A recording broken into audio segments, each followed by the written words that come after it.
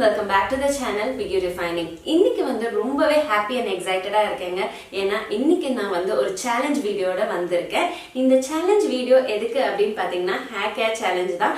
இந்த hair care challengeல நான் எடுத்திருக்க டாபிக் அப்படினு பாத்தீங்கன்னா ஒரே வாரத்துல 1 இன்ச் அளவுக்கு முடி வளருது எப்படி அப்படினா இந்த வீடியோல பார்க்க போறோம்.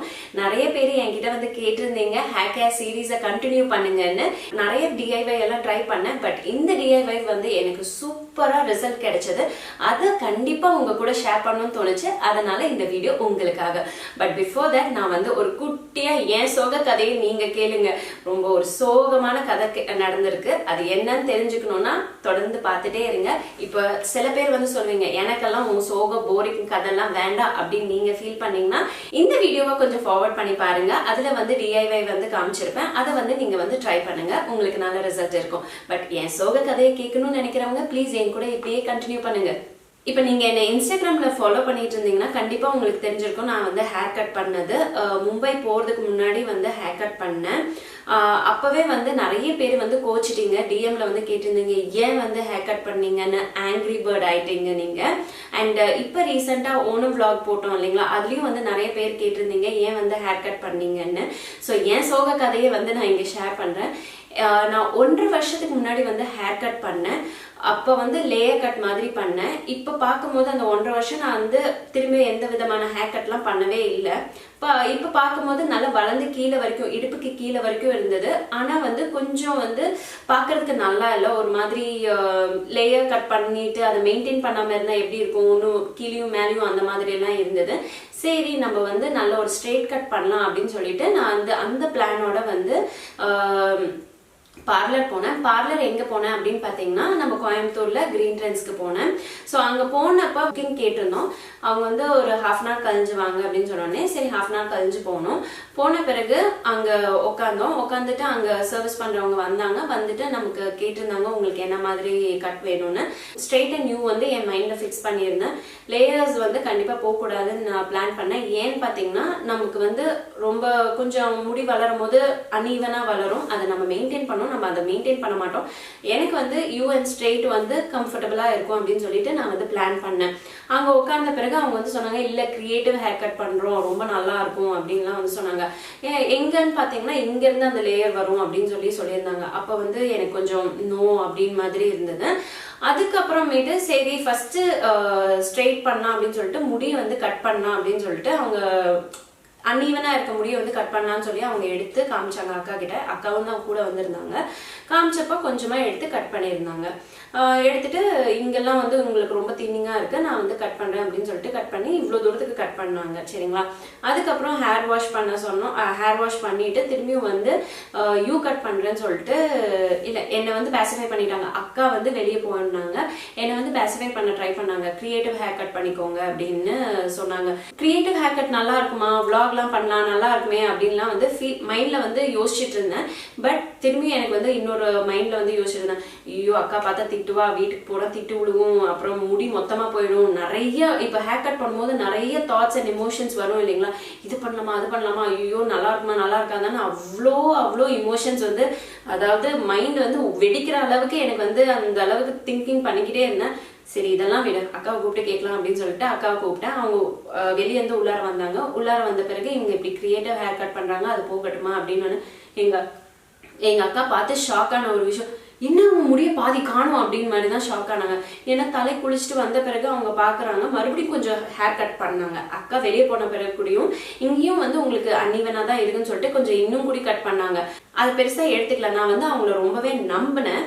ஓகே கண்டிப்பா அவங்க எனக்கு பெஸ்டா தான் பண்ணுவாங்க அப்படின்னு சொல்லி நம்பினேன். ஆனா அங்க வந்து டோட்டல் சொதப்பல். அக்கா வந்து அப்படியே பயங்கரமா முகம் காமிச்சிட்டாங்க. ஏன் இப்படி பண்ணி வச்சிருக்கீங்க, பிகாஸ் ரொம்ப இடுப்புக்கு கீழே இருந்த முடி வந்து எப்படி சொல்றது, நம்மளோட தோல் பட்டையோட இந்த அளவுக்கு வரைக்கும் தான் இருந்தது.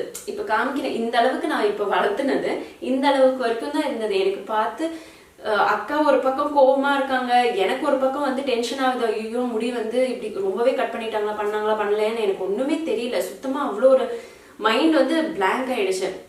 அக்கா வந்து கிளியர் கட்டாக வந்து சொல்லிட்டாங்க, அவங்களுக்கு வந்து ஒன்று யூ பண்ணுங்க இல்லைன்னா ஸ்ட்ரெயிட் பண்ணுங்கன்ட்டு. யூ பண்ணுறதுக்கு அவங்களுக்கு எப்படி முடியும்? முடியாது. பிகாஸ் ஏன்னா ரொம்பவே மேலே முடியை வந்து சேர்த்தி கட் பண்ணிட்டாங்க. இப்போ வந்து ஸ்ட்ரெயிட் தான் பண்ணணும். அப்புறம் கொஞ்சம் எல்லாம் கட் பண்ணி முடிச்சுட்டு என்கிட்ட வந்து சொன்னாங்க, நான் வந்து உங்களுக்கு மைல்டாக யூ பண்ணியிருக்கேன் அப்படின்னு வந்து சொன்னாங்க. நான் வந்து சரி, ஏன்னா என்னால எதுவுமே பேச முடியல. எனக்கு வந்து அந்த இடத்துல ஒண்ணுமே பேச முடியல. நான் எப்பவுமே கண்டிப்பா அதை எதிர்த்து நம்ம ஏன் இப்படி பண்ணீங்கன்னு கூட நான் கேட்பேன். பட் அந்த இடத்துல என்னால சுத்தமா எதுவுமே பேச முடியல. அந்த அளவுக்கு மனசு உடைஞ்சு போயிருந்தேன். அப்பதான் நான் வந்து ஏன் நான் பேசல அக்கா வந்து கோபம் காமிக்கிறாங்க, ஆனா நான் என்னால ஏன் பேச முடியல அப்ப வந்து நான் ஃபீல் பண்ணி அப்புறம் நான் வீடியோ எடுத்திருப்பேன். அப்ப கூட வந்து அவங்க என்ன பண்ணாங்கன்னா, முடி பெருசா தெரியறதுக்கு லென்த்தியா தெரியறதுக்கு நல்லா ப்ளோ ட்ரையரை வச்சு நல்லா இழுத்து நல்லா ப்ளோ ட்ரை பண்ணி இழுத்து விட்டாங்க. அப்ப பார்க்கும்போது வாவ் அப்படின்னு மாதிரி இருந்தது. வீட்டுக்கு வந்து தலைக்கு குளிச்சு 2வது நாள் பார்க்கறேன். அதான் மும்பை போயிட்டு அங்க தலை குளிச்சு நான் வந்து பாக்குறேன், அப்படியே முடி புஷ்ன்னு மேல போயிடுச்சு. I was like, oh my god அப்படின்னு மாதிரி ஆயிடுச்சு. சுத்தமா முடி போயிடுச்சே அப்படின்னு மாதிரி ஃபீல் ஆயிட்டேன். அது அப்புறம் சரி ஒண்ணுமே பண்ண முடியாது, அவங்களையும் போய் திருப்பி என்னன்னு கேட்க முடியாது. நடந்து முடிஞ்சிடுச்சு. அப்புறம் வந்து முடி வந்து கட் பண்ணிட்டாங்க. ஸோ இனி அடுத்தது நம்ம என்ன பண்ணணும், முடி வளர வைக்கிறதுக்கு தான் நம்ம வந்து ஏதாச்சும் பண்ணி ஆகணும். போனதை பத்தி ஃபீல் பண்ணி ஒண்ணுமே பண்ண போகிறது கிடையாது. அதனால நான் மனசை வந்து தேத்திக்கிட்டேன். நிறைய வந்து டிஐஒய் வந்து திரும்பியும் என்னோட ஹேருக்கு வந்து ஒன்னொன்னும் வந்து ட்ரை பண்ண ஆரம்பிச்சேன். ஸோ ரொம்பவே பெஸ்ட் சூப்பரான நான் இதை வந்து அவ்வளோ அஷ்யூர் பண்ணி சொல்றேன்னா அவ்வளோ பிடிச்சிருக்கு. அதனால எடுத்து உங்களுக்கு சொல்றேன். நான் வந்து இது ஒரு 2 times வந்து யூஸ் பண்ணேன். ஆனால் சூப்பர் பெஸ்ட் ரிசல்ட் கிடைச்சது. அதை வந்து இப்போ உங்களுக்கு என்னன்னு காமிச்சிடறேன்.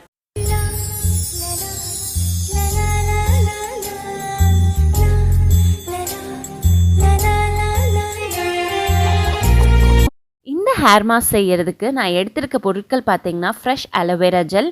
இந்த சோற்றுக்கற்றாழை சொல்லுவோம் இல்லைங்களா, இது வந்து வீட்லேயே இருந்தது. அதனால் அதை வந்து கட் பண்ணி நல்லா வாஷ் பண்ணி அந்த தோலெல்லாம் எடுத்துகிட்டு உள்ளார இருக்க ஜெல் இருக்குது இல்லைங்களா, அதை வந்து எடுத்துக்கிறேன்.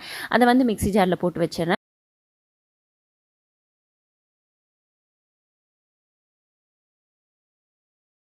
அடுத்தது வந்து சின்ன வெங்காயம் வந்து தோல் உரிச்சு உங்களுக்கு தேவையான அளவுக்கு நீங்கள் சின்ன வெங்காயம் எடுத்துக்கலாம். இங்கே வந்து நான் வந்து ஒரு கைப்பிடி அளவு வந்து சின்ன வெங்காயம் எடுத்திருக்கேன். அதையுமே மிக்ஸி ஜாரில் போட்டு நல்லா வந்து ஜூஸ் மாதிரி அடித்து எடுத்துக்கலாம்.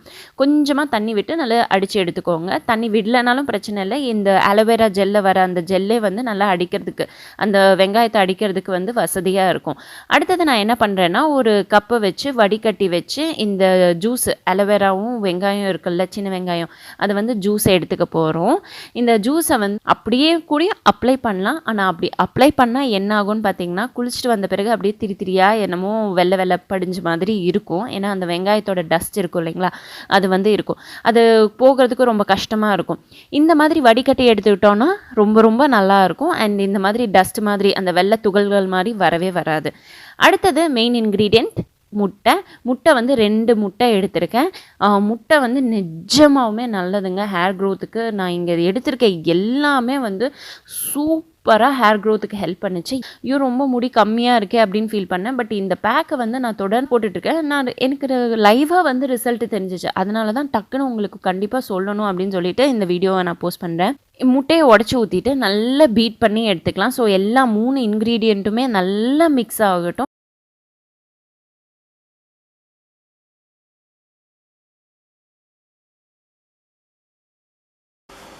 ஸோ இப்போ நான் வந்து 4 எசென்ஷியல் ஆயில்ஸ் எடுத்திருக்கேன். இந்த எசென்ஷியல் ஆயில்ஸ் எல்லாம் நீங்கள் வந்து உங்கள் ஹேரில் இந்த மாதிரி மாஸ்க் போடும்போது நீங்கள் வந்து சேர்த்திக்கலாம். 1 or 2 drops நீங்கள் வந்து சேர்த்திக்கலாம். அதுவும் முட்டை போடும்போது சம்டைம்ஸ் வந்து சில பேருக்கு வந்து பிடிக்காது. அதில் நானும் ஒருத்தி, எனக்குமே வந்து அந்த முட்டையோட வாசம் வந்தால் பிடிக்காது.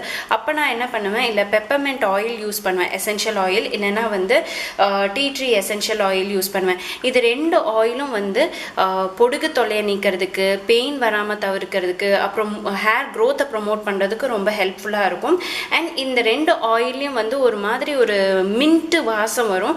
அதனாலே நமக்கு அந்த முட்டையோட வாசம் வந்து அடிச்சிடும். அடுத்தது பார்த்திங்கன்னா, இந்த fenugreek essential oil and rosemary essential oil, இந்த 2 ஆயிலுமே நமக்கு ரோஸ்மேரியும் தெரியும், நல்லா முடி வளர்கிறதுக்கு ரொம்பவே ஹெல்ப்ஃபுல்லாக இருக்கும். ஃபெனுக்ரீக் ஆயிலும் பார்த்திங்கன்னா நம்ம முடி வளர்கிறதுக்கு ரொம்ப உதவி பண்ணும். அதில் ப்ரோட்டீன் சோர்ஸ் இருக்குது. அது நம்ம முடிக்கு போடும்போது நம்ம முடி வந்து நல்ல அடர்த்தியாக கருப்பாக அப்புறம் வந்து நல்ல நீளமாக வளர்கிறதுக்கு ரொம்பவே ஹெல்ப்ஃபுல்லாக இருக்கும். ஃபஸ்ட்டு பேக்கேஜிங் பார்த்தீங்கன்னா இந்த மாதிரி ஓப்பனர் போட்டு டைட் லிட் போட்டு க்ளோஸ் பண்ணி வச்சுருக்காங்க. இதை ஓப்பன் பண்ண பிறகு இந்த மாதிரி ட்ராப்பர் அதுக்குள்ளாரே தான் இருக்கும்.